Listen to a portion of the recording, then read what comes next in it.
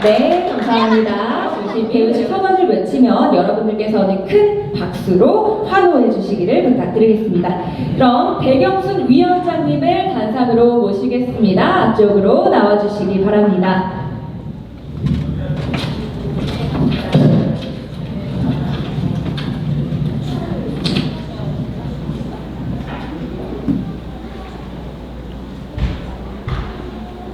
안녕하십니까. 남해군 지역사회보장협의체 실무위원장 백영순입니다. 온 마음을 담아 마련된 본 행사를 남해에서 개최하게 된 것을 매우 뜻깊게 생각합니다. 경상남도 지역사회보장협의체 역량강화 컨퍼런스를 위해 참석해 주신 모든 분들께 감사드립니다. 그럼 지금부터 제8회 경상남도 지역사회보장협의체 역량강화 컨퍼런스 개식을 선언합니다.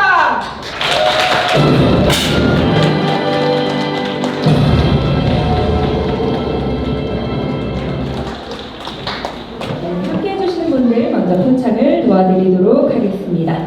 표창장 창원시 경화동 지역사회보장협의체 민간위원장 윤재용. 귀하께서는 지역사회복지 발전을 위해서 평소 남다른 열의와 사명감으로 직무를 성실히 수행하였기에 이에 표창합니다. 2022년 10월 19일 경상남도 도지사 박완수. 네, 여러분 박수 부탁드립니다. 축하드립니다.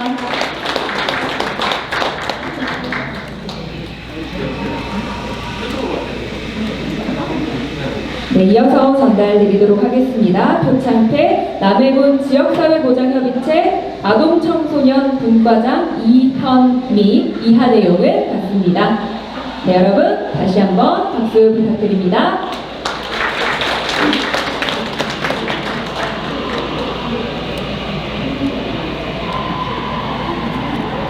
표창패 하동군 진교면 지역사회보장협의체 민간위원장 이유호 이하 내용은 같습니다. 여러분 다시 한번 박수로 축하해 주시기 바랍니다.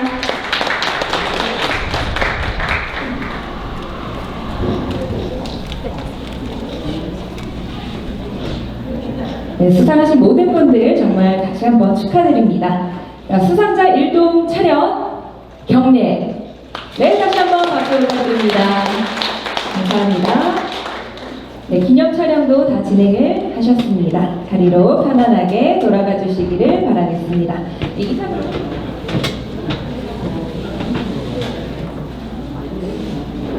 반갑습니다.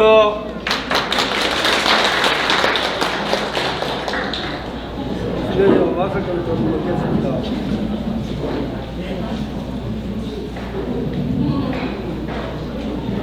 여러분 반갑습니다. 따뜻한 남쪽 보물섬 남해를 오신 것을 진심으로 환영합니다.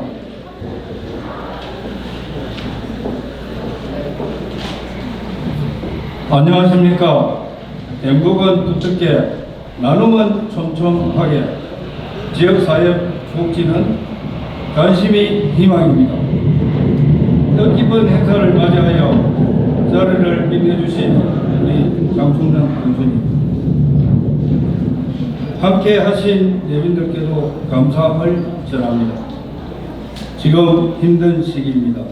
모두가 힘들다고 합니다.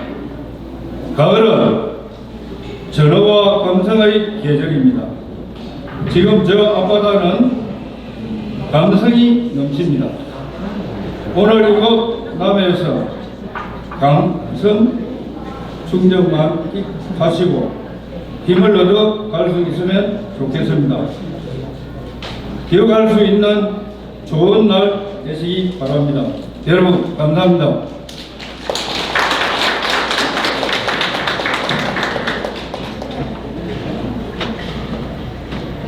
네, 여러분 다시 한번 박수 부탁드립니다.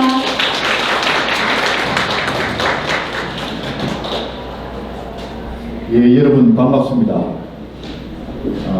2022년이 우리 남해군 방문의 해인데 방문의 해를 맞아서 제8회 우리 경상남도 지역사회 보장협의체 가족 여러분들의 역량 강화를 위한 컨퍼런스를 이곳에서 개최하게 된 것을 매우 뜻깊게 생각합니다. 장소를 고른다고 골랐습니다만 이 회의를 하기에는 조금 적절하지 못한 아쉬움은 있습니다.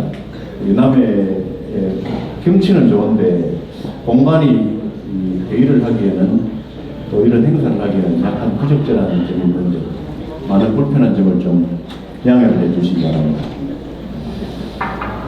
오늘 우리 행사는 여러분들께서 지역에서 어려운 분들을 위해서 늘 연구를 하고 또 여러분들의 그 연구 성과가 시군의 그 정책이 반영되고 하는데 아직까지도 우리 사회는 복지가 어떤 부분은 선진국보다 앞서가는 부분도 많지만 또 어떤 부분은 미흡한 부분도 많습니다.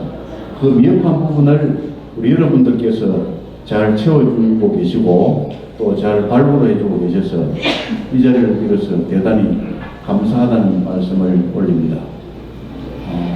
우리가 여러 가지 많은 일들을 합니다만 하는 일들 중에 가장 뜻깊고 보람있고 또 스스로 자존감을 느낄 수 있는 게 남을 위한 배려, 봉사가 아닌가 싶습니다. 그런 일들의 최일선에서 여러분들께서 노고를 아끼지 않는 데 대해서 다시 한 번 더 감사의 말씀을 드리고 오늘 행사를 잘 마치고 돌아가시기 바랍니다. 감사합니다. 네, 오늘 행사를 더 의미 있게 만들어주신 군수님의 환영사 다시 한번 감사드립니다. 이어서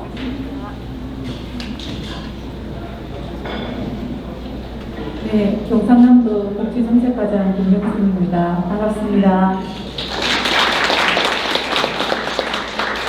오랜만에 이제 지역사회 보장협의체 역량 강화 컨퍼런스가 개최됩니다. 오랜만에 개최된 거 진심으로 축하드리고요. 아침 일찍 오시느라 고생 많으셨습니다. 많이 와주셔서 감사드립니다. 그리고 아까 이제 좀 전에 군수님께서 겸손의 말씀으로 장소가 좀 불편한 것 같아서 중요하다는 말씀을 주셨는데요. 저는 오면서 그런 생각을 했습니다. 정말 남해가 바다와 산이 너무 잘 어우러져 이렇게 자연 공간이 너무 우수하고 또 역사적으로 보면 남해는 이순신 장군의 후국의 어디 살아 숨쉬는 이렇게 후국의 성지지 않습니까? 이런 곳에서 우리 오래간만에 역량 강한 컨퍼런스가 개최되어서 더 의미 있고 더 빛나는 것 같다고 생각을 했습니다. 여러분들도 그렇게 생각하시죠? 네.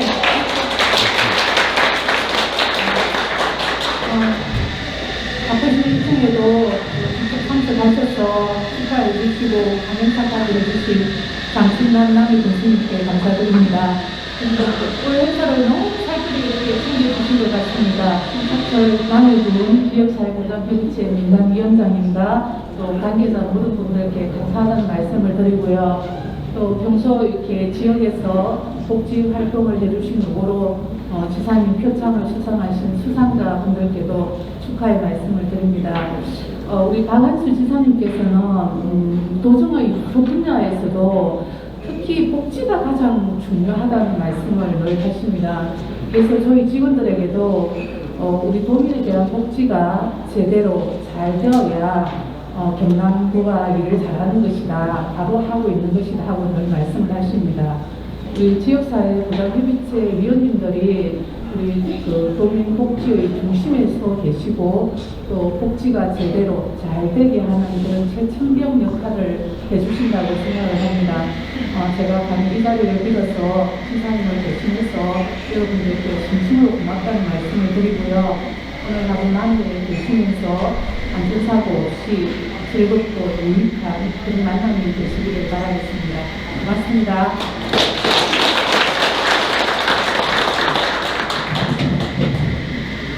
동영상까지 모두 수고해 주셨고요. 그런데 오늘 오니까 너무 좋네요. 오늘 뭐 저 뒤에 제가 준비한 강의안이 준비가 되어 있긴 합니다만 저게 뭐가 중요하겠냐라는 생각이 좀 들고요. 혹시 여기 남해 주인 계십니까? 남해군? 남해군 계십니까? 이야기죠. 예. 제가 남해 태생입니다. 예. 제가 남해 울릉에서 태어났고요. 기억은 전혀 없습니다. 그곳에 태어나서 어렸을 때를 좀 보냈고, 그리고 아버지 따라 어디로 이동했냐면 통영으로 나갔습니다. 그래서 통영에서 초등학교 1학년 입학을 하고, 지금도 기억나요. 부룡초등학교. 거기서 한 달을 지내다 보니까 갑자기 아버지가 짐 싸라, 이사 가야 된다 라고 해서 간 곳이 한산도입니다. 예, 한산도. 그래서 한산도 섬에 왜 갔는지를 모르고 그냥 끌려갔어요. 그때 아버지가 교사하셨는데 일부러 글을 쓰신다고 시골로 넘어가면서 혼자 가서 되는데 저희 가족을 다 데리고 가셔서 한산도에서 1년이라는 초등학교 1학년을 1979년도에 생활했습니다. 그 기억이 잊혀지지가 않아요. 너무나 좋은 곳. 그래서 오늘 오면서도 매우 설레었습니다. 설레었고, 이곳에 도착하니까 너무 설레었어요. 이런 강의장이에요. 처음에는 저보고 저기 나가사라고 그러더라고요. 저기 나가사는 좀 그렇다. 예. 일단 잘 안 보일 뿐더러 오늘 또 선크림을 안 발라서 나만 저렇게 땡볕에 갔다 오면 어떡하지? 라고 해서 제가 실내에서 하는 게 좋을 것 같습니다. 라고 해서 저도 살짝 안으로 들어갔습니다. 들어갔고, 예. 오늘 오니까 많은 분도 계시고 그리고 앞으로 알아갈 분들도 더 많으시고 너무 좋네요. 얼마 전에 경상남 도청에서 저희들이 현장에서 복지 사각지대 해소를 위한 어떤 퍼실리테이션을 할 때 제가 함께 했었습니다. 시군의 담당자 분들하고 그렇게 했었는데 오늘도 여기 현장에서도 홍대에서 여기 남에서 만나게 되니까 훨씬 더 기쁨이 더 큰 것 같아요. 자, 그러면 지금 제가 원래는 11시부터 시작했는데 10시 40분부터 시작했습니다. 조금 간단하게 이야기하면서 우리 선생님들과 좀 소통을 하고요. 그리고 우리 선생님들이 좀 더 많이 편하게 쉴 수 있도록 하면 어떨까 생각이 듭니다. 아까 막 사진 찍고 계시더라고요. 사진 찍고 계신데 저는 사진 찍을 사람이 없어서 혼자 저기서 이거 찍고 팔이 짧아가지고 셀카 잘 안 나오더라고요. 자, 그렇지만 또 여러분 만나뵙게 돼서 정말 반갑고, 지금부터 한번 복지 사각지대 해소를 위해서 21세기 사회서비스 전략은 어떤 게 있을까라는 내용을 가지고 왔는데, 제가 볼 때는 여러분들이 더 전문가시지 않습니까? 그래서 그런 이야기 하는 것보다는 21세기는 이런 시대이고 우리는 앞으로 이런 시대를 살아가야 되니 어떠한 마음가짐, 즉 말해서 역할과 태도를 가지고 있는 게 좋을 것 같다라는 이야기를 한 40분 정도에 끝내고 프로각집으로 돌아가도록 하겠습니다. 괜찮습니까? 네. 좋습니다. 네, 들어가겠습니다. 잘 안 들리신다고? 잘 안 들려요? 또 큰일 났네. 마스크 좀 벗을까요? 네. 깜짝 놀랄 텐데. 괜찮겠나요? 체리 위기입니다. 마스크를 좀 벗으면 소리 전달이 잘 될 것 같은데 한번 벗고 불러볼게요.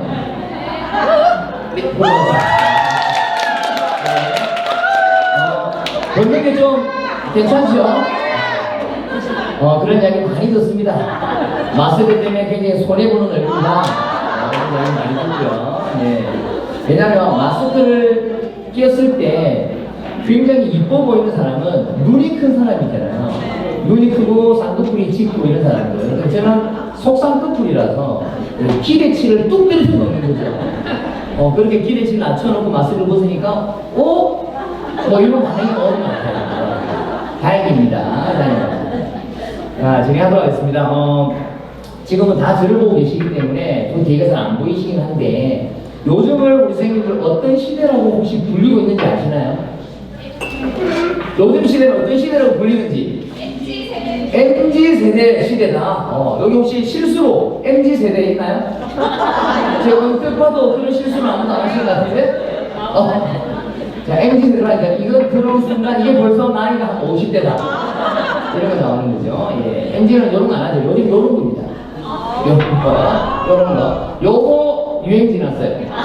유행 지났어요. 자, 요즘에는 요렇게 하더라고요. 예. 하나, 둘, 셋 하면서 볼게요. 하나, 둘, 셋. 이렇게.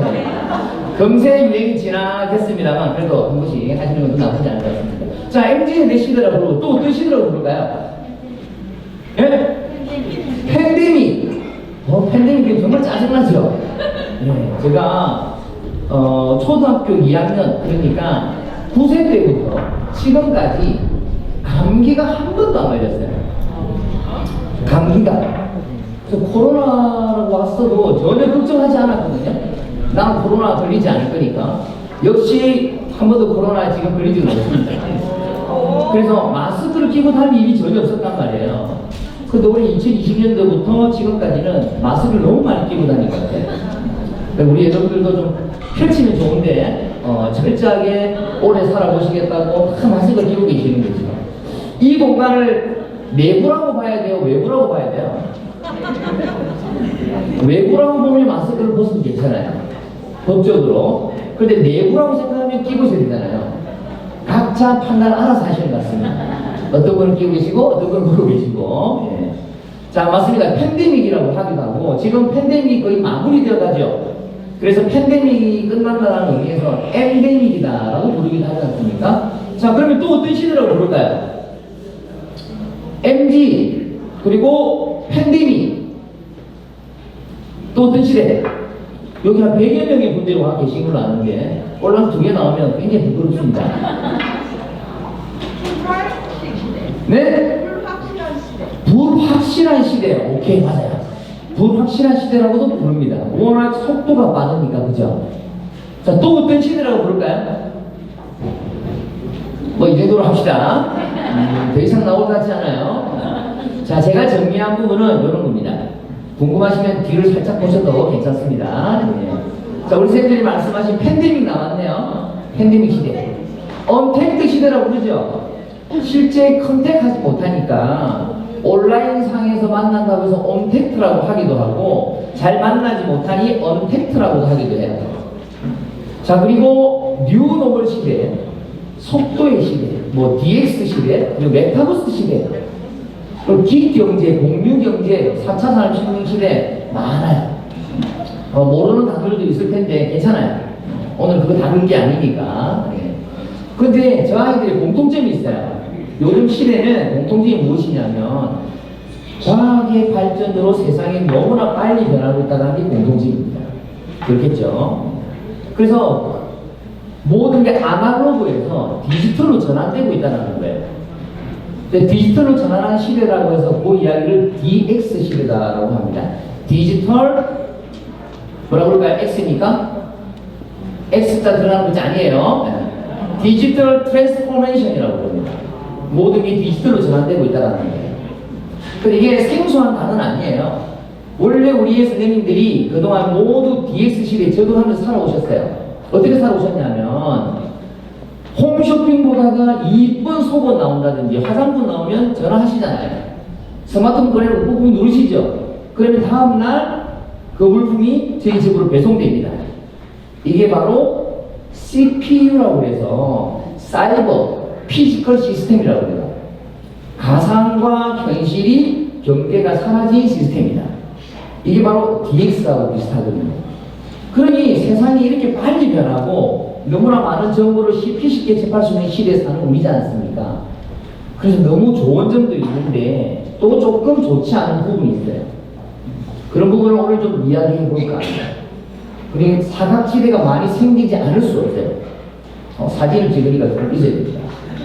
그래서 좀 잘 나옵니다. 네. 본인들 막 찍는데 저는 막 이상하게 나오더라고요. 자, 그래서 혹시 뷰자들의 시대라고 들어보셨나요? 뷰자들. 무슨 뜻일까요? 뷰자들? 데자뷰를 들어보셨다, 그죠? 데자뷰는 어떤 뜻이냐면 처음 보는 거고 처음 겪는 것인데 그동안 내가 많이 보고 경험했던 것 같다라고 느끼는 게 비자들이잖아요. 뷰자들은 그 반대말이에요. 분명히 익숙한 것이었는데 어느 순간 되게 낯설게 보이는 거예요. 이게 좀 무서운 거죠.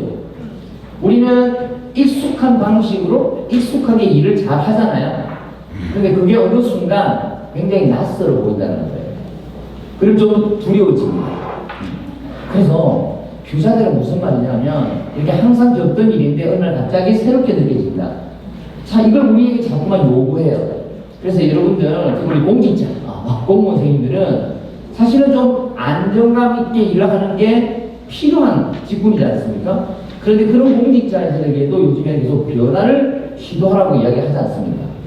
불편하죠? 어렵습니다. 그래서 이게 변화를 시도하려면 어떤 게 필요하냐면 익숙한 것을 좀 새롭게 바라보는 노력이 필요해요. 익숙한 것을 새롭게 바라보려고 하면 어떤 역량이 필요하냐면 바로 관찰입니다. 오랫동안 좀 들어볼 수 있는 힘이 필요하다는 거예요. 여러분들 사각복지 생깁니다. 있습니다. 근데 너무나 익숙하고 너무나 자주 보면요, 그걸 그냥 지나쳐버리게 돼요. 그걸 우리는 맹시 현상이다라고 부릅니다. 너무 익숙하기 때문에 보이지 않는 거예요. 우리는 너무 익숙하기 때문에 그냥 지나칠 수 있는 거예요. 그리고 사람들은 대상을 보면 두 가지 방식으로 판단하고 본대요. 첫 번째는 상향식 방식이라고 해서 눈에 보이는, 눈으로 보이는 것들을 그대로 인지하고 판단하는 상향식 방식이 있고요. 또 하나의 방식은 내가 알고 있는 기존 인지체계, 내 머릿속에 있는 여기에 맞추어서 그 사고를 갖다 붙이는 거예요. 이걸 우리는 하향식 방식이라고 그러는데, 우리 인간들은 상향식과 하향식 중에서 어떤 방식으로 많이 보고 살아갈까요? 보이는 대로 판단할까요? 아니면 내가 알고 있는 것에 보는 것을 끼워 맞출까요? 내가 알고 있는 걸 맞아요. 내가 알고 있는 걸 맞춰서 끼우는 하향식 방식으로 많이 살아갑니다. 그러니 어떤 병폐가 생기냐면 편견이 생겨요. 편견이, 그렇겠죠. 편견이 생기고, 또 하나는 객관적으로 판단할 수 있는 힘이 사라집니다. 객관적으로 판단할 수 있는. 깊이 관찰하지 않고 그냥 손가락 몇 개만 누르면 다 나오잖아요. 스마트폰에. 그러니 관찰할 힘이 떨어지고, 그런데 그렇게 조잡한 지식을 내가 마치 많이 알고 있는 것처럼 판단해서 다른 사람들에게 강요하고, 그렇겠죠. 그러니 이 세상이 자기 기준으로 보고 막 살아가게 돼요. 그래서 다툼도 많아집니다. 다툼도 많아지고 서로 상대방 이해 못하고. 어떤 어머니 두 분이 만났는데 어떤 한 어머니가 이런 이야기를 했대요. 나 이번에 결혼 30주년이었는데 우리 남편이 5캐럿 다이아몬드 사줬다. 다이아몬드 이렇게 하는 거예요. 그러니까 반대편에 있던 어머니가 좋겠네. 난 이번에 우리 딸아이가 서울대 들어갔어. 이쪽에는 다이아몬드 사라고 하니 좋겠네. 그런데 야, 이게 세상에 하나밖에 없대. 이쪽에 있는 어머니 야, 좋겠네. 근데 우리 딸이 이번에 장학금도 받았다. 좋겠네. 헤어졌어요. 이 두 사람은 자기가 한 말만 기억하겠죠. 상대방이 한 이야기는 기억 못할 확률이 높습니다. 대부분 이렇게 살아가요. 이렇게 살아가는 이상은 우리가 다른 이웃들, 좋은 공동체를 위해서 살아가는데, 좋은 공동체를 위해서 우리 선생님들이 애쓰고 계신 거잖아요. 이 부분들이 자꾸 사라져요. 나만 보게 되고. 다른 사람들의 아픔에 대한 공감이나 배려를 전혀 하지 못하는 거죠. 근데 혹시 저기 차가 나가는 게 있을까요, 중간에? 제 차가 중간에 막혀 있는데. 활력이 아닙니다. 다행입니다. 혹시, 빠져나가네요. 다행입니다. 이제 나가지 마세요. 나가지 마세요. 제가 강의하다 차별할 수는 없잖아요. 네, 이토록 사람들은 자기 기준에서 세상을 바라본다. 그렇게 되는 순간 타인의 아픔, 감수성에 대해서 배려하는 감수성이 전혀 없어요. 그러니 세상은 아름답지 않게 보이는 거죠. 그렇지만 이렇게 다른 사람을, 이웃을 위해서 애쓰시는 분들이 많기 때문에 또 세상은 오늘 하늘처럼 이렇게 아름답지 않을까 라는 생각이 좀 듭니다. 사진 찍을 때 예쁘다라고 하는데, 제가 그래서 사진 찍어주시는 분이 모델에게 예쁘다 하고 찍는데 이게 저분을 향해 있는 것일까? 아니면 저 풍경을 향해서 있는 것일까? 제가 사진 찍어주시는 분이 눈을 봤는데 풍경이었어요. 풍경이었어요. 그렇지만 모델이 되신 선생님은 기도하고 계시더라고요. 그러면 된 거죠. 뭐 그러면 된 거죠. 자, 그래서 우리는 편견을 가지거나 맹신한 사람, 주로 익숙하기 때문에 보지 못하는, 지나치게 되는 이런 일도 좀 막을 필요가 있겠다, 그죠? 그래서 나를 향해서 들어가 있는 시선을 조금 바깥으로 타인을 향해 있으면 얼마나 좋을까라는 거죠. 얼마나 좋을까? 자, 우리 잘 안 보입니다. 화면 한번 봐주세요. 이번에 좀 보셔야 돼요. 화면. 뭐가 보이세요? 뭐가 보입니까? 정확하게 맞추시면 상품이 있습니다. 뭐 상품에 예전하시는 분은 안 들리니까. 지도가 보인다. 지도 같다. 그렇네요. 그럴 수도 있겠네요. 또 바위. 발자국도 있는 것 같고, 달에서 찍은 위성 사진 같기도 하고, 여러 가지가 보이는데 명확하게 잘 안 보인다, 그죠? 자, 그럼 이번에 이번에 뭐가 보이세요? 어머머머, 이번에 뭐가 보이세요? 소가 보입니까? 그러면 뭐가 보이세요? 소 보이나요? 아직 안 보이시면 뭐가 보이십니까? 소. 저 오랫동안 쳐다보세요. 제가 소 보이라고 테두리까지 쳐줬잖아요. 자, 그러면 테두리 없애봅니다. 이제 뭐가 보여요? 그래도 소가 좀 보입니다. 그래도 안 보이시는 분은 나가세요. 이게 소가 이제 보여요 라고 말이 나와야 제가 다음 넘어갈 수가 있어요. 그렇죠? 자, 처음에 이 상태를 보여드렸을 때는 우리 선생님들께서 다양한 생각을 하셨잖아요.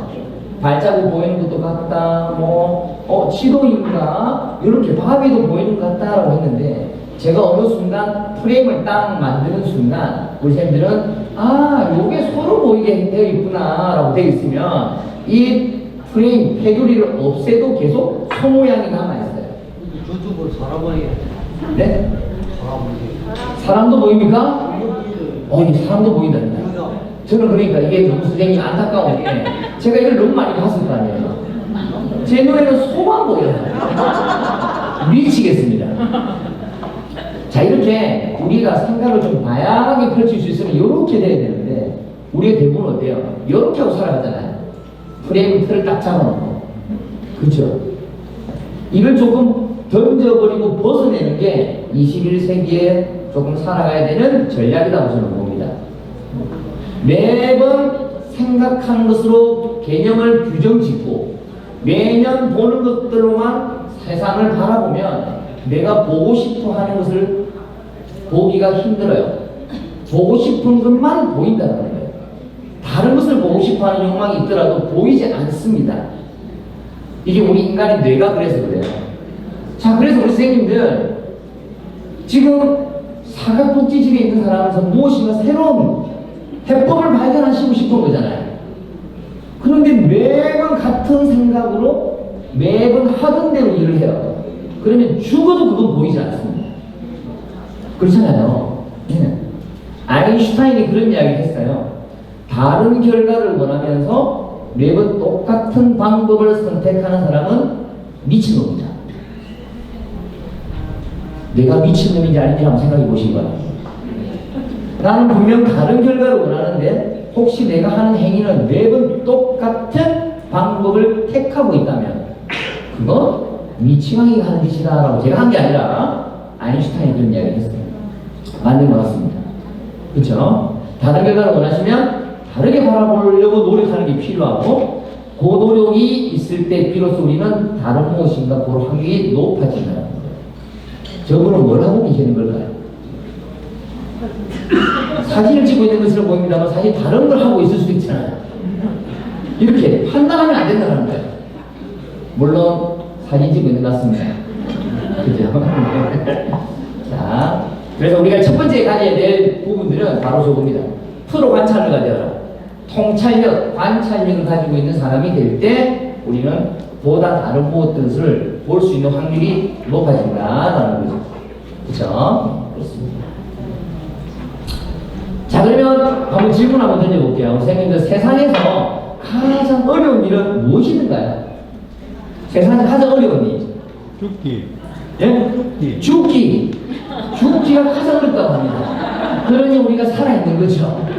그죠? 예, 또 사진 찍네. 이렇게. 사진 찍을 때 저거 멈춰줘야 되는 거죠. 사진 잘 나와야 되니까. 예. 자, 죽기가 가장 어렵다고 그랬고, 또 어떤 게 어려울까요? 예? 반대로 쪽에서는 사는 게 어렵다라고 했습니다. 창녕군, 제가 어디 창녕 다녀왔는데. 작년 교육지원청에 교장선생님 한 40명 앞에서 제가 인문학 특강하고 왔습니다. 너무 어제도 날씨가 좋아가지고 작년 같은 제가 낙동강 국도로 가니까 정말 좋더라고요. 그래서 오늘과 어제는 제가 좀 복받은 날이다라는 생각이 드네요. 자, 살기가 죽기가 어렵고 여기는 살기가 어렵대. 또 어떤 게 어려울까요? 자식 키우기. 그렇죠. 자식 키우기. 자, 또 어떤 게 있을까요? 모르는 게 어려워요. 모르는 게 어렵다. 너무 많이 알 수밖에 없는 세상에 살아서 잘 모르는 것도 쉽지 않은 시대인 것 같아요. 저는 얼마 살지는 않았는데 생각보다 나이가 많아요. 생각보다. 왜냐면 선생님들이 어떻게 생각하는지 제가 모르니까. 제가 좀 살아보니까 타인과 잘 지내는 일이 제일 어렵더라고요. 타인과 잘 지내는 일. 근데 그냥 지내는 일은 할만해요. 제가 지나가다 안녕하세요. 이 정도는 할만합니다. 제가 또 워낙 얼굴이 엘레강스하고 뭐 이렇기 때문에 괜찮은데 잘자가 하나 붙으니까 너무 힘들어지는 거예요. 타인과 잘 지내려고 노력하는 게 너무 힘들어서 요즘에는 잘자를 빼버렸어요. 그래서 그냥 타인과 지내는 일만 충실히 하다 보면 잘 지낼 수 있는 사람도 생기지 않을까라고 프레임을 생각을 좀 전환을 해보았습니다. 그러니까 괜찮더라고요. 근데 저만 타인과 잘 지내는 일을 가장 어렵다고 생각하는 게 아니라 장폴 샤르트라는 사람은 타인은 지옥이다라고 이야기했어요. 타인은 지옥이다. 그리고 토마스 홉스라는 사람은 사람에게 늑대다라고 이야기했습니다. 자, 우리 선생님들 오른쪽 왼쪽 앞에 있는 사람 쳐다보세요. 지옥이고 늑대입니다. 그런데 그렇지 않잖아요. 근데 때로는 타인은 지옥일 때도 있고요. 타인은 늑대일 때도 있습니다. 제가 26년째 올해 일을 하고 있거든요. 교육사업을 26년째 하다 보니까 생각보다 사람들이 좀 많이 알아요. 알다 보니 조심하게 되는 거죠. 행동 거지에 대해서. 그래서 운전을 하고 오다 보면 오늘도 한 2번 정도 겪었어요. 깜빡이 켜지 않고 훅 들어오고. 그래서 깜짝 놀랐는데 오히려 자기가 창문 내리고 쌍욕하고. 제가 욕을 안 하는 사람이거든요. 근데 하면 기가 막힙니다. 안 할 뿐이죠. 안 할 뿐이죠. 쌍욕을 막 해요. 그래서 화가 나잖아요. 욕을 하고 싶은데 이 생각이 드는 거예요. 이게 병에 걸렸는데 제가 어떤 병이냐면 착한 아이 컴플렉스라는 병에 걸렸어요. 아, 저 사람도 언젠가 내가 강의장에서 만날 수 있는 사람일 것이다. 저 사람도 혹시 예전에 내가 만났던 사람 아닌가? 그래서 여기서 내가 쌍욕을 하면 손가락 잡을 것 같아가지고 그냥 온화하게 웃으면서, 물론 그 사람들이 제일 욕하는 건 알아요. 왜? 만만하게 보이나 봐요. 워낙 뭐 이러니까 얼굴이 이러니까 만만하게 보일 수 있죠. 깜짝 놀랄 텐데 제가 깜짝 놀랄 텐데. 그럴 땐 저에게 타인은 때로는 지옥이고 늑대 같아요. 참 힘들더라고요. 그런데 우리는 알잖아요. 인간은 다 타인은 늑대고 지옥이 아니라는 너무 압니다. 정말 좋은 사람 만나서 영혼의 치료도 받을 수 있는 사람도 많고요. 참 많죠. 자, 우리는 뷰카 시대에 산다고 그래요. 변동성 심하고 불확실하고 복잡하고 모호한 세상에 살아가는데요. 우리 선생님들의 삶이 매일이 변동이 너무 심하고 불확실하고 복잡하고 모호하다라면 어떤 감정이 들 것 같아요? 너무 기분이 좋을 것 같습니까? 기분이 좋아 미치겠다는 사람 계시면 가까운 병원을 좀 가보죠. 모든 사람들은 내가 살아간 이 시대가 삶이 변동심하고 불확실하고 복잡하고 모호하면 불안하고 두려운 감정이 든다고 합니다. 그렇겠죠. 자, 그러면 불안하고 두려운 감정이 드는 건 나만 그런 게 아니라 많은 사람들이 그렇다는 거예요. 그러면 이제부터 중요한 건 문제의식을 했으니 해결 방법을 찾아야 되지 않습니까? 불안하고 두려운 감정이 들 때 우리 선생님들 어떤 행동하세요? 우리 선생님 어떤 행동하십니까? 써야지. 잡니다. 잠을 통해서 이 감정을 없애려고 한대요. 오케이, 우리 짝집은 다른데 산책을 하는 다른 데에 산책하든지 관심을 다른 데로 옮긴다는 거죠. 우리 통영 형님은 먹습니다. 네, 먹습니다. 대부분 사람들이 이렇게 먹고 자고 그리고 내가 좋아하는 취미 활동하고 이런 것들로 불안하고 두려운 감정을 없앤대요. 그런데 그것보다 제일 많이 하는 행위가 있다고 해요. 그 행위가 바로 다른 사람들을 만나서 이야기하는 거예요. 그래 지금도 홍수철 강사가 이렇게 피를 끓도록 이야기하고 강의하는데 서로끼리 이야기하는 사람이 있단 말이에요. 불안하고 두려워서 그런 거예요. 괜찮아요. 그리고 혹시 제가 강의하다가 자는 사람이 거의 없긴 합니다만 혹 하나 있어요. 그럼 그분이 주무신다. 절대 깨우지 않습니다. 왜냐? 그분이 행복을 찾아 주무시고 있는 거죠. 그러니까 깨우면 안 되는 거죠. 재밌는 건 불안하고 두려운 감정이 들면 사람들이 하는 행위가 크게 네 가지래요. 첫 번째, 다른 사람과 만나서 이야기 나누는 것. 두 번째, 맛있는 음식 먹는 것. 세 번째, 잠자는 것. 네 번째, 내가 좋아하는 활동하는 것. 이 네 가지인데 또 다른 부분으로 설문조사를 해봤대요. 어떤 조사냐면 그러면 당신은 하루 중 24시간 중에 어떠한 시간이 어떠한 행동을 할 때 가장 기분이 좋습니까? 라고 물어봤어요. 그랬더니만 불안하고 두려운 감정이 들 때 하는 행동과 똑같더라고요. 똑같이 많은 사람 만나서 이야기 나눌 때가 기분이 좋고 맛있는 음식 먹을 때 기분 좋고 잠잘 때 기분 좋고 그리고 내가 좋아하는 취미 활동 등을 할 때 기분이 좋대요. 그러니 사람은 기본적으로 생존 확률을 올리기 위해서 사람 만나고 잠자고 맛있는 음식 먹고 그리고 내가 좋아하는 운동이나 취미 활동 한다는 거예요. 그게 감정, 불안한 감정도 없애주고 행복감을 찾아주니까. 그래서 감히 제가 제 강의 시간에 주무시는 분을 어떻게 깨우겠냐는 거예요. 행복 찾아 떠나신 분을. 그렇잖아요. 예. 그러니까 제 강의 듣고 지금 주무시지 못하는 분들은 저로 인해서 불행을 겪고 있다 라고 생각할 수도 있습니다만 또 이렇게 많은 이야기를 나눌 수 있으니 또 다른 행복을 만끽할 수 있는 거죠. 자, 그래서 인간들은 이렇게 불안하고 두려운 감정이 들면 이런 행위들을 많이 하는데 근본적으로 인류, 우리 조상들은 불안하고 두려운 감정이 들 때 이러한 현상만 없애는 행위보다는 본질적인 행동을 했대요. 그 본질적인 행동이 무엇이냐? 제가 6개월 연구했습니다. 6개월 연구하면 이제 한 장에 딱 나와요. 인간은 불안하고 두려운 감정이 들면 가장 먼저 하는 행위가 바로 결혼이랍니다. 자, 결혼하면 무엇이 생겨요? 그렇죠. 결혼한 이유가 뭐예요? 내 편이 생길 거라고 믿기 때문에. 자, 결혼하면 제일 먼저 뭐가 생기냐 물으니까 많은 사람들이 아이 이렇게 하는데 아이는 조금 있다가 생깁니다. 가장 먼저 생기는 건 뭐예요? 배우자 문제. 배우자. 어떤 분들이 어떤 그 연세가 조금 드신 우리 어머니께서 제가 결혼을 하고 나면 가장 무엇이 생깁니까? 라고 하니까 아주 불만이 찬 얼굴로 시대 이렇게 얘기하시더라고요. 시대 생기는 게 굉장히 불쾌한 모양이다. 그런 생각 좀 했었어요. 자, 여튼 결혼하면 배우자가 먼저 생겨요. 자, 그런데 우리 알죠? 강사님 이상한데요. 불안하고 두려운 감정이 들면 무엇인가 내 편이 생긴다는 생각에 결혼을 하고 배우자를 만났는데 우리 짧게는 6개월, 길게는 1년 지나면 알잖아요. 더 이상 이 인간이 내 편이 아니구나. 그래서 각자 배우자들은 진정한 자기 편을 찾아서 떠납니다. 어디로 떠날까요? 새로운 사람 만나러 떠난 사람 하수예요. 그래서 배우자들은 진정한 내 편이라고 믿고 싶은 사람을 찾기 시작하는데 그게 바로 자녀입니다. 저 화면에 비친 저 아이가 제 딸아이예요. 어렸을 때 아빠랑 결혼한 게 평생 꿈이 나요.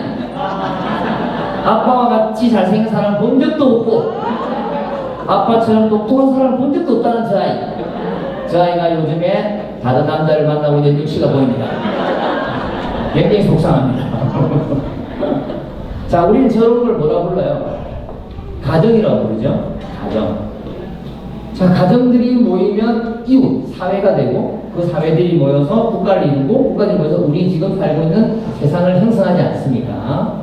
결국 인간은 불안하고 두려운 감정이 들고 그래서 생존 확률을 올리기 위해서 가장 먼저 하는 행위가 바로 무리를 이룬다는 거예요.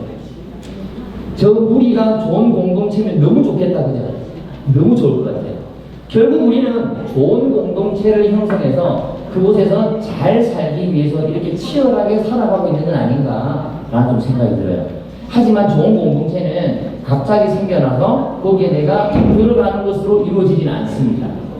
좋은 구성원들이 모여서 좋은 공동체가 형성된다고 저는 생각해요. 그러니 따뜻한 마음을 가지고 있는 사람들이 모여서 그런 사람들이 좋은 공동체를 형성하고 사는 마음이 있을 때 생기는 거지 그냥 생겨난 공동체에 내가 들어간다고 좋은 구성원이 되는 것도 아니고 좋은 공동체가 생겨나는 것도 저는 아니라고 믿어요. 그래서 이렇게 작은 힘이라고 생각하는 선생님들 내가 이 작은 힘으로 무엇인가 좋은 행동을 한다고 해서 이 세상이 바뀔까? 라고 생각하시는 분들에게 자신있게 그리고 말하고 싶은 게 여러분들의 작은 움직임이 이 세상의 변화의 첫걸음이 된다고 저는 믿고 사는 사람입니다. 그래서 저도 그렇게 살려고 무진하게 노력하는 사람이고 여기 오는데 강의비 안 물어보고 왔습니다. 제가 다 이런 사람이에요. 네? 얼마 주냐고 물어보지 않았습니다. 네, 아시겠죠, 선생님? 네. 여기 이제 불쾌한 금액이 들어오면 농담이고, 그래서 제가 해야 되는 일이다 라고 생각하면 금액은 그 다음 문제인 것이지 금액이 우선적으로 오지는 않는단 말이에요. 우리 선생님들도 저는 그걸 하리라 봅니다. 내가 해야 하는 일이라고 생각하는 순간 그 뒤보다는 내가 나아갈 길만 생각하고 계신 거죠. 이런 구성원들이 만들어내는 공동체는 좋은 공동체가 될 수밖에 없다라고 생각해요. 그래서 인간은 불안하고 두려운 감정이 들거나 행복해지려 할 때 무리를 이룹니다. 이렇게 무리를. 오늘은 무리를 잘 이루셨죠? 오늘 무지무지하게 행복한 하루가 되리라 생각이 듭니다. 예, 그렇죠? 여기서 박수가 나오는 게 그만해라 이런 소리인가요? 그만하고 싶은 데 어딘가 막 좀 째려보는 눈빛이 주셔서 조금 더 하다 분위기를 한번 살펴보도록 하겠습니다. 그래서 이 플라톤도 그런 얘기를 했어요. 자기를 잘 지킬 수 있는 장점이 있기 때문에 인간들은 무리를 이루고 국가를 이룬다고 그랬어요. 단 협업과 협력이 가능해야 된다라고 한 거죠. 많은 사람들이 모여 있음에도 불구하고 협업과 협력이 좋은 시너지를 내지 못하면 그거 모일 필요가 없는 거죠. 나의 불안한 감정 행복해지려고 모입니다만 그 모인 게 결국에는 좋은 공동체 형성에 도움이 될 때 보람이 생기는 거잖아요. 그리 모여만 있다고 해서 좋은 공동체가 아니라는 거죠. 자, 그런 생각이 들고요. 제가 학부는 경영학을 전공했고요. 대학원에서는 그렇게 보이지 않겠습니다만 제가 문학을 전공한 사람인데 특히 문학에서 시전문자입니다. 시전문자. 아마 올 말이나 내년 초에 책이 하나 나올 것 같은데 꼭 사주시길 바랍니다. 네. 책이 나왔다는 제가 들고 이야기했습니다. 하지만 저는 돈에 관심 있는 사람이 아닙니다. 인간은 물방울로 태어난대요. 물방울로 태어나지만 물방울로 몸으로 살지는 않는다고 그럽니다. 자, 물방울 하나는 얼마나 약합니까? 그죠? 이거 태어났고 물방울이면 손으로 쓱 닦아도 없어지고 그리고 오늘처럼 햇살이 너무 좋은 날에는 금방 적말해버리고 바람까지 부는 날에는 바람이 또 날아가 버리잖아요. 그런데 이 물방울이 하나 둘씩 모이면 제일 힘이 강해지죠. 인간도 마찬가지다라는 생각이 듭니다. 물방울로 태어나지만 물방울로 몸으로 살지도 않고요. 그래서 인간은 인간과 인간 사이에 있을 때 비로소 인간다워진다라는 거죠. 혼자 있을 때보다 여러 무리 속에 같이 있을 때 인간은 좀 더 돋보이는 존재다라고 저는 해석을 합니다. 그래서 사람과 사람은 떼려야 뗄 수가 없는 거죠. 떼려야 뗄 수가 없는 거죠. 운동하기 전에 그래서 제가 일단 제가 겪었던 변화를 말씀드리면서 오늘 강의를 좀 마치려고 하는데 제가 40살 망이 되는 날, 부록이 되는 날에 생각이 좀 드는 거예요. 나는 변화를 위해서 어떤 노력을 하고 살아가고 있나? 그리고 나는 지금 어떻게 변해서 살고 싶나? 라는 생각이 들고 그래서 좀 다르게 살고 싶은 거예요. 40년 동안 살아왔던 것과 좀 다르게. 자, 보통은 사람들이 다르게 살고 싶으면 어떤 전략 쓰시는지 아세요? 플러스 전략을 씁니다. 여러분들 내년에 계획을 세우라 그러면, 야, 영어 공부를 좀 잘하고 싶어. 영어 좀 해야 되겠다. 그죠? 나 그거 좀 잘하고 싶어. 이런 플러스 전략을 많이 써요. 근데 유독 유일하게 새해 초나 연말 되면 마이너스 전략을 써요. 네. 바로 금연 또는 다이어트. 이게 마이너스 전략이에요. 저도 처음에는 좀 다르게 살고 싶어서 그동안 40년 동안 살아왔던 이 패턴을 좀 다른 삶을 살고 싶어서 어떻게 살까 고민하다 보니까 처음에는 플러스 전략이 막 생각나는 거예요. 이 공부도 해보고 저 공부도 해보고 이렇게 해보자 하는데 너무 힘들 것 같아요. 그래서 생각을 좀 바꿔서 마이너스 전략을 좀 가지고 살아야 되겠다. 그래서 빼기를 했습니다. 빼기를 했는데 무엇을 빼냐면 내 삶에 그렇게 큰 영향을 주지 않는 걸 빼면 별 의미가 없잖아요. 그래서 내 삶에 매우 중요하다고 생각되는 것을 좀 빼보아야 되겠다라고 생각해서 목록을 적었습니다. 한 30가지 적었어요. 내 삶에 매우 중요한 것들. 제일 먼저 적은 게 참 저는 희한하게 제일 위에 적었던 게 우리 엄마 아버지였어요. 엄마 아버지. 그리고 아이들. 그리고 우리 와이프. 사랑하는 내 와이프. 쭉 적어놨어요. 그래서 하나씩 빼보기로 했습니다. 이걸 빼고도 살 수 있으면 뺄 거야. 이렇게 생각한 거죠. 엄마, 아버지, 안 되겠더라고요. 안 되죠. 엄마, 아버지 뺄 수 없어. 당연히. 그리고 우리 아이들 절대 안 되죠. 우리 와이프 절대 안 되죠. 물론, 살짝 망설이긴 했어요. 와이프가 좀 살짝 망설이긴 했지만, 안 된다. 정신 차리자. 쭉 가다 보니까, 한 20번째 정도 될 때, 술, 담배가 나오더라고요. 제가 40살 될 때까지 술과 담배를 굉장히 좋아하던 사람이었어요. 술을 먹으면 취한 적도 없고, 담배를 또 너무나 사랑했고, 그래서 건강이 걱정돼서 병원 가니까 너무 깨끗하고, 그러니 나는 탁월한 인간이다. 이렇게 생각하고. 그런데 사업을 하는 사람에게 가장 치명적인 게 술과 담배를 하지 않는 거래요. 술을 먹으면서 사람과 관계를 넓혀야 되고, 담배 타임이라는 게 있거든요. 그 담배를 피우면서 해도 공감대 형성하는 부분이 있는데 이 부분을 빼면 사업적으로 성공하기 힘들어 라는 게 사업하는 사람들이 약간 속설 같은 거예요. 그냥 술 먹고 싶고 담배 피우고 싶고 하는 소리인 거죠. 그걸 제가 보는 순간 요거 끊어내야 되겠다 라고 해서 20년 넘게 했던 아이를 바로 끌어냈습니다. 그러니까 오늘 생각하고 오늘부터 담배 안 펴요. 오늘부터 술 안 마셔? 그리고 안 마셨어요. 안 폈어요. 네. 우리 와이프가 제일 좋아하죠. 본의 아니게 우리 와이프가 좋은 남편이 되고 우리 아이들에게도 좋은 아빠가 되는 거예요. 그러니 예전에는 하루에 12번도 전화도 우리 와이프가 전화를 안 해요. 걱정이 안 되니까. 그래서 이 술, 담배를 드러내 보았거든요. 드러내니까 놀라운 경험을 하게 됐어요. 그동안은 날씨가 이렇게 화창하면 아니면 무더운 여름날 항상 생각나는 거예요. 시원한 맥주 한잔 해야 되겠다. 이렇게 좋은 날에는 바닷가에 가서 한잔 해야 되겠다. 날씨가 좀 좋지 않은 날은 또 한잔 해야 되겠다. 이런 생각만 들었을 거 아니에요. 근데 이제는 날씨가 너무 더워요. 그러면 맛있는 국산 팥으로 만든 팥빙수 먹으러 가야지. 이런 생각이 바뀌기 시작했어요. 예전에 커피숍에서 커피를 마시는 사람을 도저히 이해할 수가 없었어요. 커피 원샷 하면 끝인데 이런 생각하는 거죠. 모든 생각의 프레임이 어디 잡혀있다? 술에 잡혀있어요. 지금은 압니다.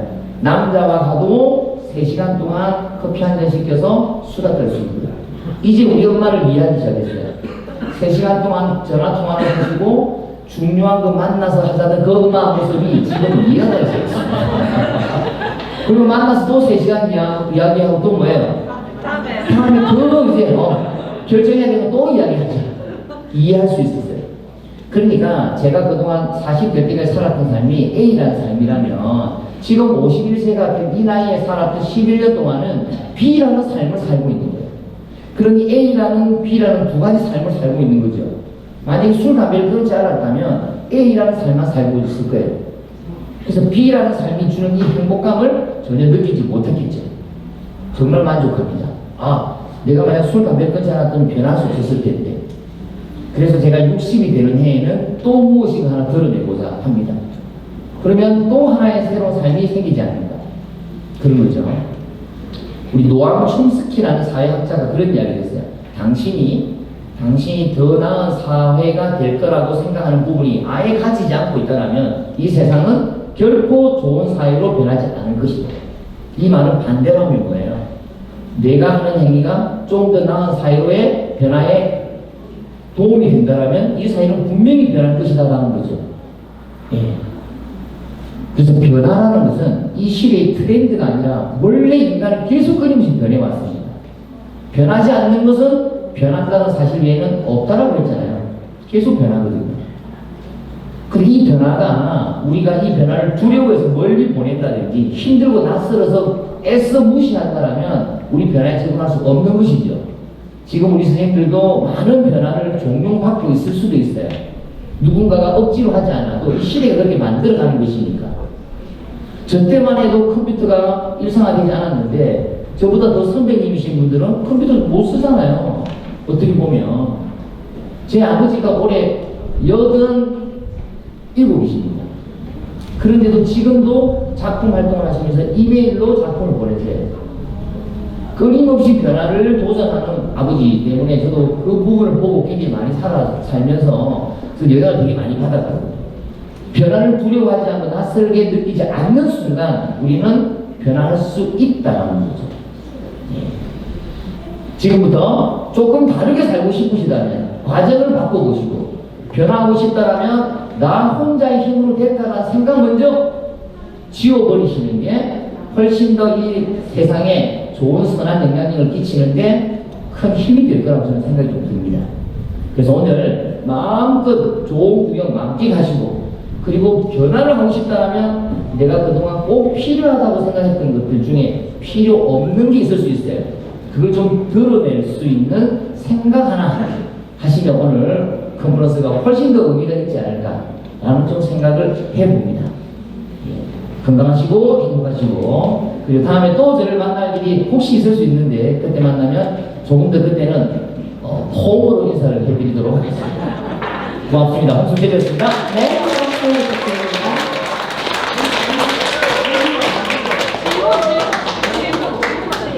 네.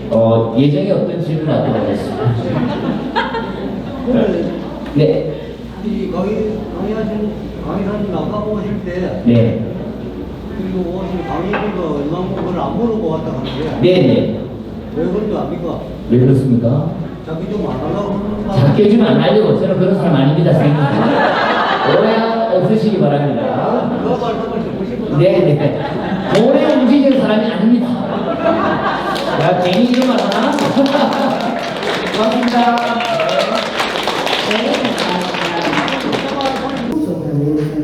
사업에서 실시를 했습니다. 이 내용을 바탕으로 온라인 포럼을 진행하면서 정책 제안 및 고대 시기에 맞는 그런 대안들에 대해서 논의하는 시간을 가지게 되었습니다. 저희가 universi에서 근무하다 보면은 아시다시피 이런 시간이 많이 부족한 상황입니다. 사실 짧은 기간 동안에 많은 프로그램들을 진행하려고 하는데 사실 혼자 사는 너무 힘들고 제가 업무 협약이 맺어진 기관들과 그 업무를 담당하는 담당자들과 같이 협력해서 이 사업이 진행이 되었고 그리고 또 여기에서도 부족한 인력이 있었습니다. 학교와 청소년 같은 경우에는 실질적으로 요구가 많이 떨어져 있는 상황이었습니다. 코로나로 인해서 더욱더 진지되어 있는 상황이고 정보 제공이나 다양한 활동들을 하기 어렵고 진로와 취업에 대해서 그렇게 많은 것이 무너진 상황이었습니다.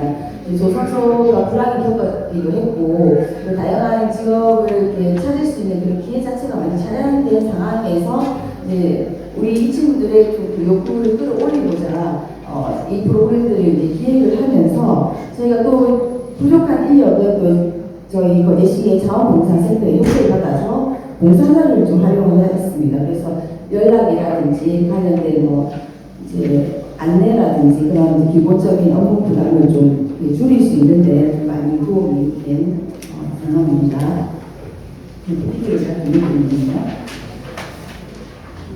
그 다음에 사업 결과를 말씀드리겠습니다. 저희가 진로 상담을 통해서 자아 정책감이 이제 향상이 되었습니다. 설문조사 결과 우리 그 참여하신 그 참여자들이 우리 주 고소 내용에 맞게 이 작업을 진행해줘서 너무 좋았다. 그리고 평상시에 내가 생각했던 것들 정립할 수 있는 좋은 시간이 되었다라고 소감을 많이 주었고요. 그리고 평생 직업교육 이수를 통해서 저희가 시험 인력을 향상할 수 있는 계획을 하게 되었습니다.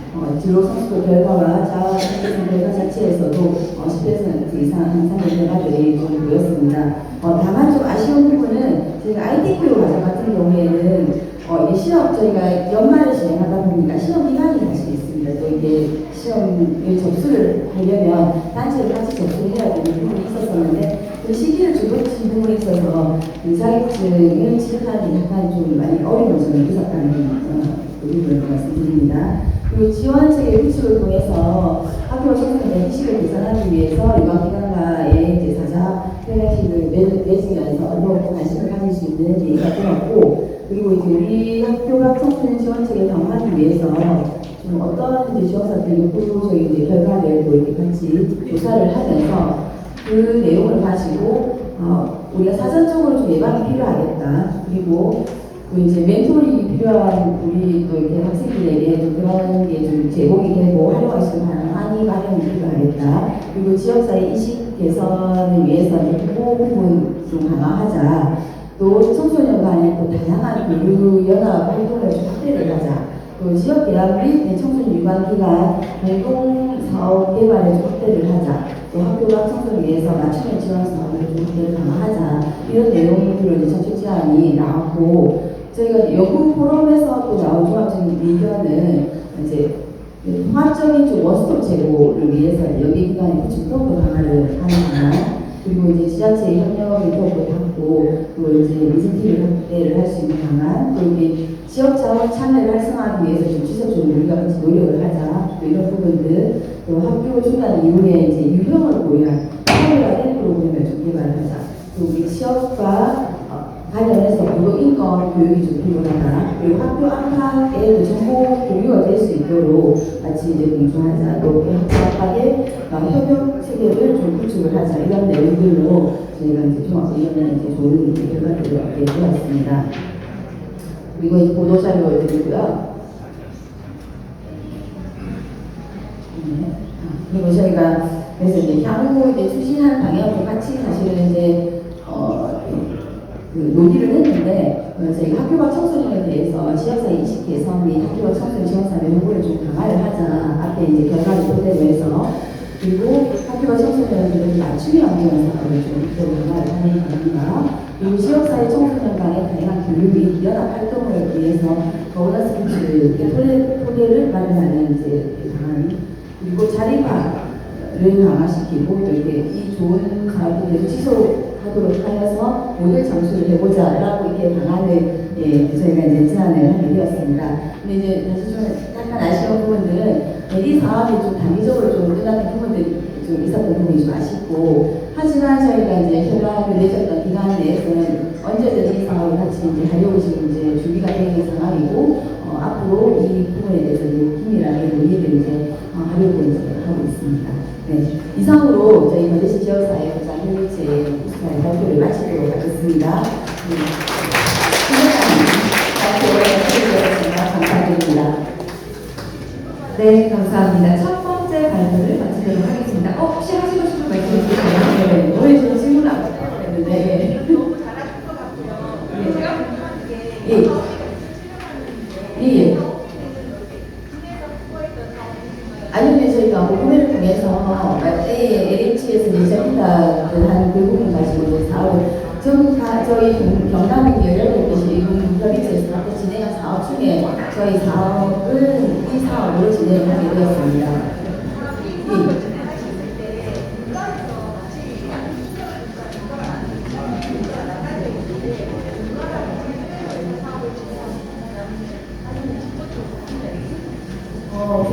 필요한 부분은 분가를 더해주셨습니다. 왜냐하면 지금 여기 소속돼, 저희가 기관에 소속돼 있는 분들이 저희 분가의 위원으로 소속되어 있으시기 때문에 저희 사실 업무 혼자 할 수 없는 부분이기 때문에 같이 협력해서 진행하게 되었습니다. 혹시 다른 질문사항이 있으실까요? 네, 없으시면 여기서 드리겠습니다. 네, 감사합니다. 네, 첫 번째 발표를 마치도록 마치겠습니다. 수고해주신 정재현 사무국장님 다시 한번 감사드립니다. 네, 이어서 하동군 진교면 지역사회보장커미티 이유호 민간위원장님께서 우리 동네 행복 프로젝트 사업을 발표하겠습니다. 박수로 모시겠습니다.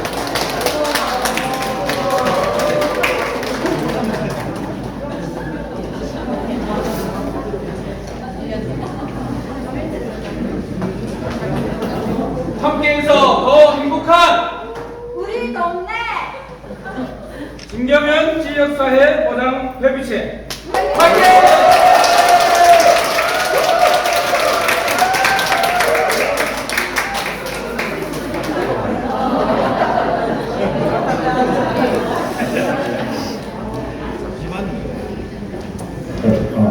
안녕하세요. 저는 하동군 진교면 지역사회 보장협의체 일반위원장 이용호입니다. 반갑습니다. 사실 저희 협의체보다 다른 협의체가 많이 있을 텐데 저희 의견도 어제 숙제를 하여튼 제가 성의적 발표를 하려고 했습니다. 저희 우리 진교면은 우리 동네 행복 프로젝트라는 타이틀을 들고 지역사회 보장 협의체를 운영을 하고 있습니다. 우리 지금 지역사회 보장 협의체에 대해서 말씀을 드리도록 하겠습니다.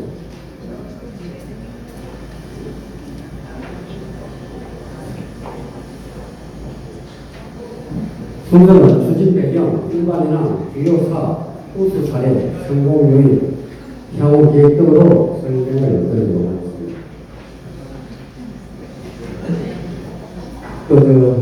화면이 안 보시는 분들은 책자를 참고해 주시기 바랍니다.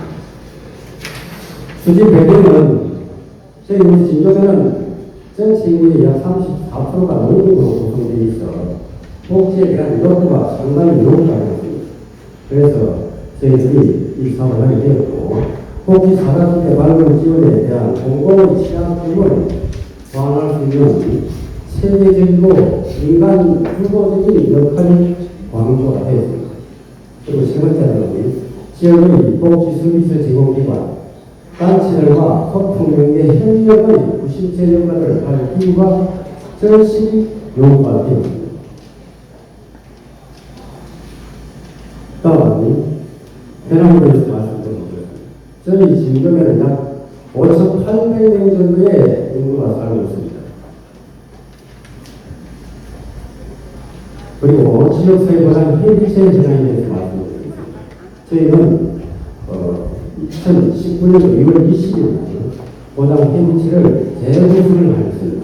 총 26명의 활동을 하고 있고 건축, 토목, 설비, 전기, 통신, 복지, 농업지원 분야로 각 분야별로 전문가를 발표해서 저희들이 활동을 하고 있습니다.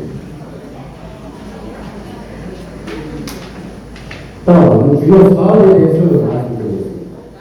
행복통지사, 나눔특강사, 프랑코카사, 평가사 등 4가지 크게 부분에서 사업을 하고 있습니다. 그중에 첫 번째로 행복통지 사업에 대해서 말씀드리겠습니다.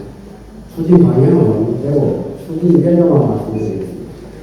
2020년에 집수리 실시 다문화가구 강경 정화 방식에 2021년에 집수리 실시 전기 청소 관세대 그리고 금년도에는 집수리 유세대와 전기 청소 관세대 태풍 피해가는 철거리 담장 복구공사 관세대를 하였습니다.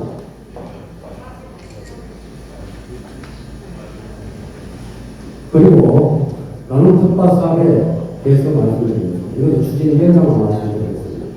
2020년도에 나눔과 김장김치 나눔 사업을 하였고 2021년도에는 나눔과 김장김치 옥수수 껍데기 나눔 사업을 하였습니다. 그리고 금년도에는 현재 나눔과 1,700여개를 수급을 해서 48개소의 대면에 또 취약대책에 70여 군데 공개를 하고 나누고 도움을 잘 받았습니다.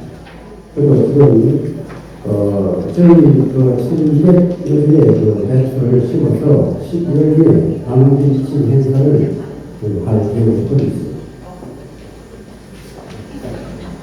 다음 우리 동네 사과공간에 매 사무소 내에 냉장고를 설치 상시 운영하고 있습니다.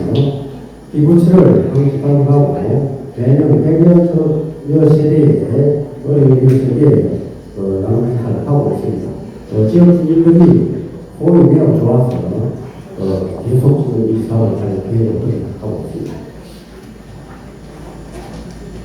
다음은 특가 사업입니다. 재난 가구에 저희들이 특가 사업을 하고 있고, 그리고 여름철 어린이 물놀이장을 운영을 하고 있습니다. 그리고 어린이를 전에서 카네이션 나눔 행사, 또 지하벨트의 노정시설 안전연금이 제작을 하고 있고, 또 농설비 농파 방지를 위한 지하계층 노후 수로시설 등급이 제작을 하고 있습니다. 그리고 매년 어린이를 통해서 저희들이 100여 정도의 선물을 보충하고 있습니다. 다음은 우수사에 대해서 말씀드리겠습니다. 앞에 그림과 같이 3D 되어 있는데, 감독관 덕후동이 소리집 정화작업을 금년도에 했습니다. 거동이 불편한 덕후동이 계셨는데,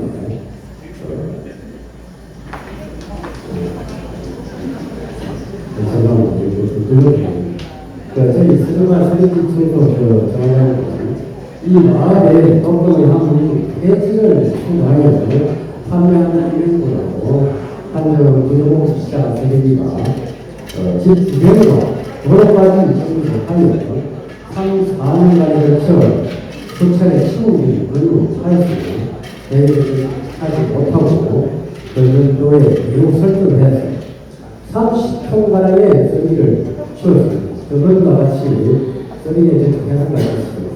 그런데 치우고 나서 깨끗하게 정리가 되었습니다.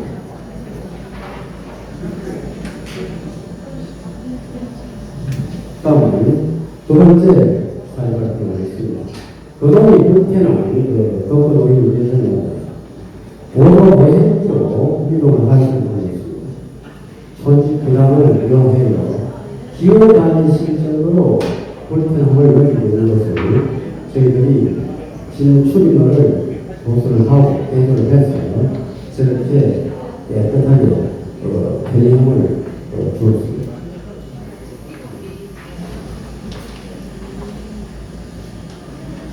다음은 성공 모델에 대해서 말씀드리겠습니다.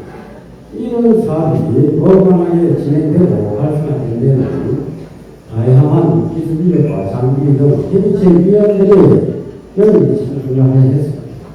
그리고 사업 대상자의 정밀한 선정을 통하여 저희들이 사업을 할 수 있는 기회를 마련하고 또 대상자 말고는 지역 복지단체의 이장 등을 통한 유기적인 협조 관계를 유지를 했습니다.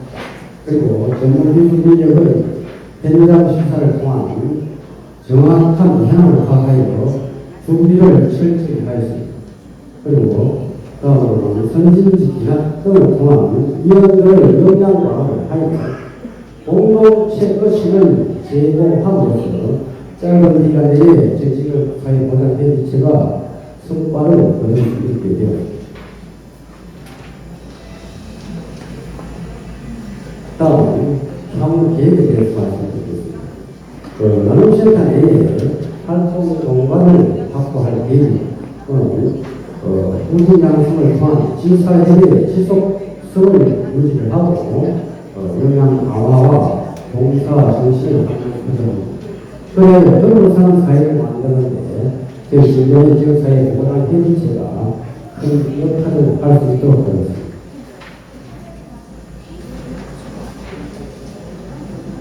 이상 발표를 마치면서 내년에는 하루 3개차 엑스포가 우리 하동군에서 유치가 되어 있습니다. 그리고 행사를 할 계획입니다. 많이 방문해 주셔서 우리 하동을 알고 또 배워보는 기회가 되었습니다. 감사합니다.